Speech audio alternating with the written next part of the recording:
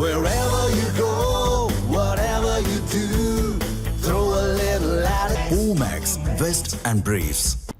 நாங்குநேரி அருகே விவசாயி படுகொலை வழக்கில் உண்மையான குற்றவாளிகளை கைது செய்ய கோரி 9வது நாளாக உறவினர்கள் போராட்டத்தில் ஈடுபட்டுள்ளனர்.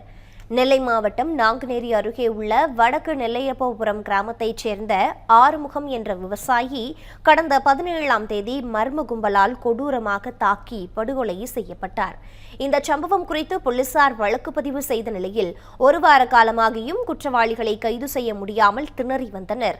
இதனிடையே 2 தினங்களுக்கு முன்பு தந்தை இறந்த சோகத்தில் ஆறுமுகத்தின் மகள் பேபிகனி வீட்டில் தூக்கிட்டு தற்கொலை செய்து கொண்டார்.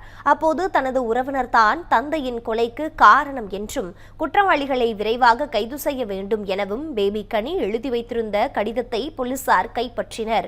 இதன் அடிப்படையில் நெல்லையப்பபுரத்தைச் சேர்ந்த சூசைமுத்து, செல்வகுமார், ரமேஷ் ஆகியோரை போலீசார் கைது செய்து சிறையில் அடைத்தனர்.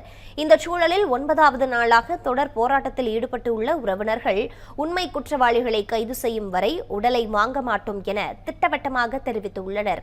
மேலும் கைது செய்யப்பட்ட 3 பேரும் உண்மையான குற்றவாளிகள் என்பதை காவல்துறை நிரூபிக்க வேண்டும் எனவும் அவர்கள் கூறியுள்ளனர்.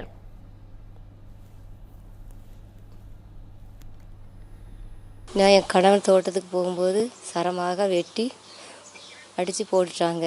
துக்கத்தை தாங்க முடியாமல் என் பொண்ணு இறந்து போய் நித்தம் என் பொண்ணை நினச்சி நானும் என் கணவனையும் நினச்சி நித்தம் துக்கம் அடைஞ்சிக்கிட்டு இருக்கேன். செஞ்சவங்கள உண்மையான குற்றவாளியை எனக்கு கண்டுபிடிச்சி எனக்கு நீதி சொல்லுங்க. என்ன காரணம் எனக்கு தெரியணும். எங்கள் அண்ணன் இறந்தது இன்னைக்கு 8 நாள் ஆயிட்டு. போலீஸுக்காரங்க எங்களுக்கு எதுவுமே கண்டுபிடிக்கல, எதுவுமே செய்ய மாட்டேக்காங்க அப்படின்னு எங்கள் அண்ணன் பொண்ணும் உயிர் இழந்துட்டா.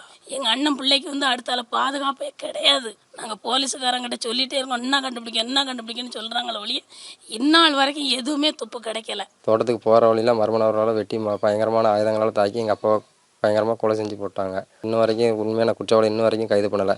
ரொம்ப மனவேதனை அடைஞ்சு தங்கச்சி சூசைட் பண்ணிக்கிடுச்சு. உண்மையான குற்றவாளி என்னை கண்டுபிடிக்கணும் அன்றைக்கி தான் நாங்கள் உடம்பு வாங்கி நல்லடக்கம் செய்வோம்.